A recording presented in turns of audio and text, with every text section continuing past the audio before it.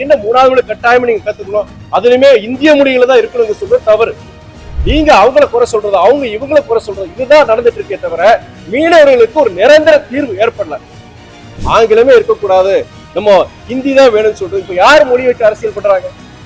அதே போல அதிமுக பாஜக கூட்டணி கண்டிப்பா 2026 தேர்தலில் கண்டிப்பா நாங்க வெற்றி பெறுவோம் அப்படின்னு அவங்க சொல்லிட்டே வர்றாங்க, அமித்ஷா உட்பட.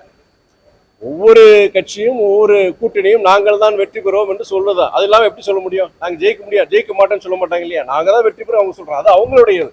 ஆனால் தேர்தல் முடிவுகள் யார் தீர்மானிக்கிறாங்கன்னா வாக்காளர் பெருமக்கள், அவங்க தான் முடிவு பண்ணணும்.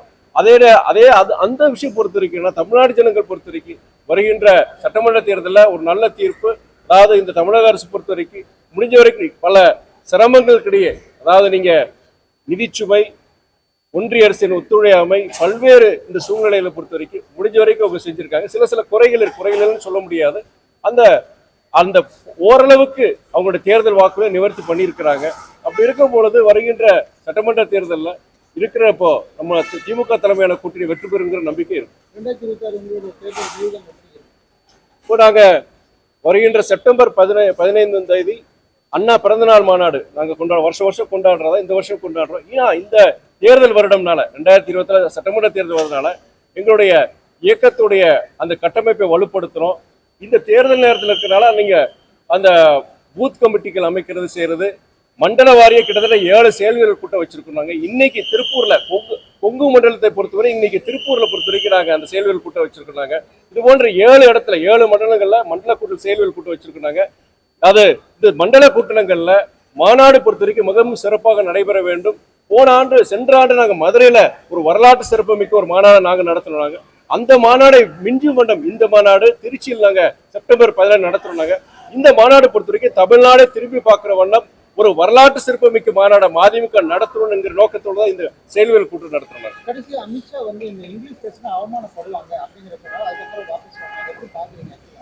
இதனால 2 வருஷத்துக்கு முன்னாடியே தமிழ்நாட்டுல இந்த கேள்வியை எழுப்புற முதல் இயக்கம் மறுமலர்ச்சி திமுக.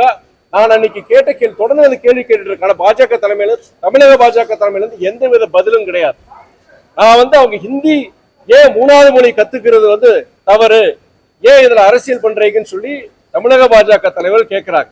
நான் அவங்ககிட்ட கேட்ட கேள்வி இப்ப இல்ல, நான் 2 வருஷத்துக்கு முன்னாடி முதல் கேள்வி நான் தான் முதல் கேள்வி கேட்டேன். நான் நீங்க 3வது மொழி கத்துக்கூடாதுன்னு சொல்றீங்க, நீங்க அது 3வது எந்த மொழியா இருக்கலாம் வேணாம், ஆனா நீங்க இந்திய மொழிகள் தான் இருக்கணும், வெளிநாட்டு மொழிகள் இருக்கக்கூடாதுன்னு சொல்றோம். இன்னைக்கு உலகமயமாக்கல் பத்தி பேசுறோம், குளோபலைசேஷன் பத்தி பேசுறோம். நம்மளுடைய மாணவர்கள் இளைஞர்கள் இன்னைக்கு உலகம் முழுவதும் போறாங்க. நீங்க பல்வேறு துறைகளை ஆதிக்கம் செலுத்துறாங்க. அந்த ஆதிக்கம் எதனால செலுத்துறாங்க? ஆங்கில புலமை, அந்த இங்கிலீஷ் ஃப்ளூயன்சினாலதான் அந்த ஆதிக்கம் வந்திருக்கு. அது எப்படி வந்ததுன்னா அந்த இருமொழி கொள்கையினாலதான் வந்தது. ஏற்கனவே இன்னைக்கு பாத்தீங்கன்னா இன்னைக்கு ரொம்ப சேலஞ்சிங்கா போயிட்டு இருக்கு. இன்னைக்கு ஆர்டிபிஷியல் இன்டெலிஜென்ஸ் நிறைய புதிய இது வந்துருச்சு. அதெல்லாம் கத்துக்கிட்டாதான் நம்மளுடைய மாணவர்கள் இங்க கம்ப்ளீட் பண்ண முடியும். அப்படி இருக்க சூழ்நிலை 3வது மொழி ஒன்று கத்துக்கிட்டா அது மாணவர்கள் விருப்பத்தை விட்டுருக்கு. அது என்ன 3வது மொழி கட்டாயம் நீங்க கத்துக்கணும், அதுலயுமே இந்திய மொழிகளை தான் இருக்கணுங்க சொல்றது தவறு. எந்த மொழியாவது கத்துக்கும், அது மாணவர்கள் கிட்ட விட்டுருக்கு, மாணவருடைய பெற்றோர்கள் கிட்ட விடுங்க சொல்றேன். இந்த நேரத்துல ஒரு முக்கியமான கேள்வி நான் 2 வருஷத்துக்கு படி வச்சிருக்காங்க. நீங்க வட மாநிலங்கள்ல பாஜக, குறிப்பா நம்முடைய உள்துறை அமைச்சர் அவர் அமித்ஷா பொறுத்த வரைக்கும் என்ன சொல்றாருன்னா, ஆங்கிலம் என்பது ஒரு அந்நிய மொழி, ஒரு அடிமை, நம்முடைய அடிமைகளின் அதோடைய ஒரு இதுதான், அது ஒரு சின்னம் சொல்லிட்டு ஆங்கிலம் புறக்கணிக்கப்பட வேண்டும், ஆங்கிலம் இல்லாத ஒரு பாரதத்தை உருவாக்கணும்னு சொல்லிட்டு நம்ம அமித்ஷா அவர்கள் வட மாநிலங்கள்ல தொடர்ந்து பிரச்சாரம் பண்ணிட்டு இருக்கிறார். அவர் மாத்திரம் கிடையாது, பாஜக இருக்கிற முக்கியமான தலைவர்கள் இந்த பிரச்சாரத்தை வைக்கிறாங்க, ஆங்கிலம் இல்லாத ஒரு பாரதத்தை உருவாக்க வேண்டும். அதெல்லாம் கேட்டேன் நானு. நீங்க 3வது மொழி கத்துக்கிற என்ன தவறு நீங்க சொல்றீங்களே, ஆங்கில மொழியே இல்லாம இருக்கக்கூடாதுன்னு சொல்றாரு ஒரு பாஜக தலைவர். அப்படி இருக்கும் பொழுது நீங்க ஆங்கிலம் இல்லாம நம்ம எப்படி இருக்க முடியும் சொல்லுங்க? உலக தொடர்பு மொழியே இன்னைக்கு ஆங்கிலம் தான், உலக தொடர்பு மொழியே இன்னைக்கு ஆங்கிலம் தான். நீங்க எந்த துறை எடுத்துக்கலாம், ஐடி மாத்திரம் கிடையாது, மருத்துவத்துறையா இருக்கட்டும், இல்ல வர்த்தகமா இருக்கட்டும், எந்த துறையில பொறுத்தவரைக்கும் ஆங்கிலம் இல்லாம நம்மளோட செயல்பட முடியாது. இது நியதி. நம்ம தாய்மொழி தமிழ் மொழி இருக்கட்டும், ஆனா உலக தொடர்பு மொழி ஆங்கிலம் நமக்கு அவசியம். ஆங்கிலமே இருக்கக்கூடாது, நம்ம ஹிந்தி தான் வேணும்னு சொல்றது, இதுதான் நாங்க சொல்ற மொழியில இப்ப யார் மொழி வச்சு அரசியல் பண்றாங்க? மொழியை வச்சு யாரு அரசியல் பண்றாங்கன்னா அவங்க பாஜக தான் பண்றாங்க. இதை நான் கிட்டத்தட்ட 2 வருஷமா நான் கேட்டிருக்கேன், நாடாளுமன்ற வளாகத்திலே நான் கேட்டிருக்கேன். இதுக்குண்டான பதில் தமிழக பாஜக தலைவர் இதுவரைக்கும் இதுக்குண்டான பதில் அவங்க கொடுக்கலாம். அரசியல் தலைவர்களோட மகன்கள் 3 லாங்குவேஜ் படிக்கலாம், ஆனா அரசு பள்ளி மாணவர்கள் படிக்கக்கூடாதுங்கிற கேள்வி. அதாவது நீங்க சொல்றீங்க இல்லையா, 3வது மொழி பொறுத்த வரைக்கும் அந்த மாணவர்கள் தீர்மானிக்கணும், அந்த மாணவர்களுடைய பெற்றோர்கள் தீர்மானிக்கணும். அந்த 3வது மொழி நீங்க சொல்றீங்க இல்லையா, அந்த மொழி வந்து ஏன் வந்து முன்னாடி எல்லாம் பாத்தீங்கன்னா எல்லா மொழியும் இருந்தது. இப்ப என்னன்னா 3வது மொழியை பொறுத்த வரைக்கும் அவங்க என்ன சொல்றாங்கன்னா, அதாவது இந்திய மொழியா தான் இருக்கணும். இப்போ உதாரணம் தமிழ்நாடு எடுத்துக்கிட்டீங்கன்னா நீங்க தமிழ் இருக்கு, ஆங்கிலம் இருக்கு.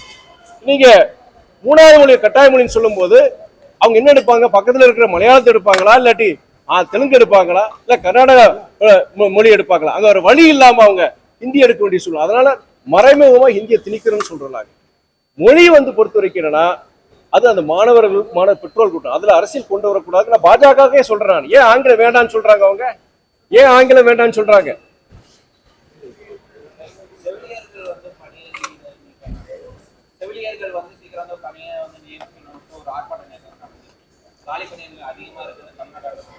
நீங்க அரசு மருத்துவமனைகள்ல மருத்துவர்கள் செவிலியர்கள் அந்த ஒரு தட்டுப்பாடு இருக்கிறது நம்ம மறுக்க முடியாது. ஆனா அதுக்கு பல காரணங்கள் இருக்கு. நிதிச்சுமை, நிதி பற்றாக்குறைக்கு பல காரணங்கள் இருக்கு. தமிழக அரசு பொறுத்து முடிஞ்ச வரைக்கும் அதுக்குண்டான அவங்க எடுத்துட்டு இருக்கிறாங்க. அது பொறுத்த வரைக்கும் நம்முடைய தமிழக அரசு சரி, அது துறை சார்ந்த அமைச்சர் அதுக்குண்டான விளக்கத்தை ஒருமுறையில பல முறை கொடுத்திருக்கிறாரு. மேக்சிமம் சில இடங்கள்ல வந்து அவங்க நிரப்பிட்டு தான் இருக்கிறாங்க. ஆனா கடந்த 10 ஆண்டுகளாக நடந்த சில குளறுபடிகள், அது இல்லாம இன்னைக்கு இருக்கிற நிதிச்சுமை, நிதி பற்றாக்குறையினால அதை உடனடியா செயல்படுத்த முடியாத ஒரு சூழ்நிலை தான் இன்னைக்கு இருக்கு. ஆமா, நீங்க 10 ஆண்டுகள் நடக்கும்போது ஒரு நிதி பற்றாக்குறை டெபிசிட் ஏற்படுது, பினான்சியல் டெபிசிட் ஏற்படுது. அதே நேரத்துல உங்களுக்கு தமிழக அரசுக்கு வர வேண்டிய நிதி வர்றதில்லை.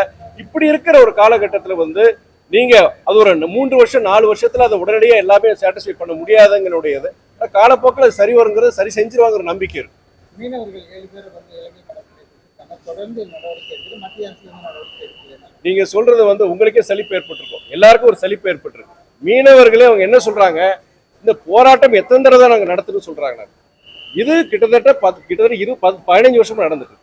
என்னைக்கு அந்த 2009 அந்த போர் அங்க முடிஞ்சது இலங்கையில, அதுக்கப்புறம் அதோட வீரியம் தான் பிடிச்சிருக்கு. நம்ம தமிழக மீனவர்களை அவங்க கைது பண்றது சரி, அவங்களை கைது பண்ற பத்திரம் கிடையாது.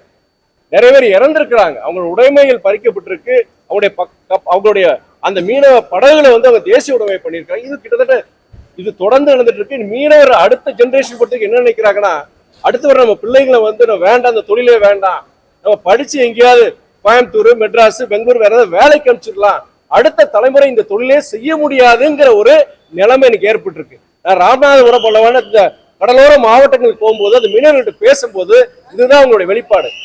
நான் என்னை பொறுத்த வரைக்கிறேன்னா, இது வந்து ஒரு நிரந்தர தீர்வு யாரால கொண்டு வர முடியும்? மாநில அரசால கொண்டு வர முடியுமா கேட்கிறேன். நான் கண்டிப்பா முடியாது. நான் அது காங்கிரஸோ பாஜக நான் பொதுவா நான் சொல்றேன், ஒன்றிய அரசு எடுக்க வேண்டிய முடிவு. அது கச்சத்தீவை மீட்கிறதா இருக்கட்டும், உடனே சொல்லுவாங்க கச்சத்தீவு யார் கொடுத்தாங்க அப்படிங்கிற ஒரு பழிச்சொல் வருது. நீங்க அவங்கள குறை சொல்றது, அவங்க இவங்களை குறை சொல்றது, இதுதான் நடந்துட்டு இருக்கே தவிர மீனவர்களுக்கு ஒரு நிரந்தர தீர்வு ஏற்படல. அவன் செத்து பொழைச்சிட்டு இருக்கான், அந்த குடும்பம் செத்து பொழைச்சிட்டு இருக்காரு. நேரடியா போய் பல குடும்பங்கள் பார்த்திருக்காங்க. தமிழ்நாட்டிலே மிகவும் பின்தங்கிய மாவட்டங்கள் பாத்தீங்கன்னா இந்த கடலோர மாவட்டங்கள், சில பகுதிகள் அந்த தொழில் கிடையாது, விவசாயம் கிடையாது. அவன் கடலுக்கு போனாதான் அந்த 3 வேளை சோறு அவனுக்கு. அப்படி இருக்கும் பொழுது இந்த ஒரு கிட்டத்தட்ட ஒரு 10 வருஷமா அதுவும் நாளாக ரொம்ப வீரியமாயிட்டு இருக்கு. அவங்களுடைய தொடர்ந்து முன்னாடியே பாத்தீங்கன்னா ஒரு 3 மாசத்துக்கு 4 மாசத்துக்கு ஒரு பிரச்சனை நடக்கும். வாரம் நம்மளுடைய தமிழக மீனவர்கள் அவங்க கைது பண்ற பத்திரம் கிடையாது, கொடிய முறையில தாக்குறது, அவமானப்படுத்துறது. இதுக்கு ஒரு நிரந்தர தீர்வு ஒன்றிய அரசு கொண்டு வரும். அது எந்த அரசா இருந்தாலும் சரி. கடந்த காலங்கள் நடந்த தவறு அதனால அப்படின்னு சொல்றதை விட இப்ப என்ன பண்ண போறீங்கன்னு நான் சொல்றேன். இது போன்ற செய்திகளை மேலும் தெரிந்து கொள்ள எங்களது யூடியூப், Facebook மற்றும் Twitter ஆப்களை சப்ஸ்கிரைப் செய்யவும்.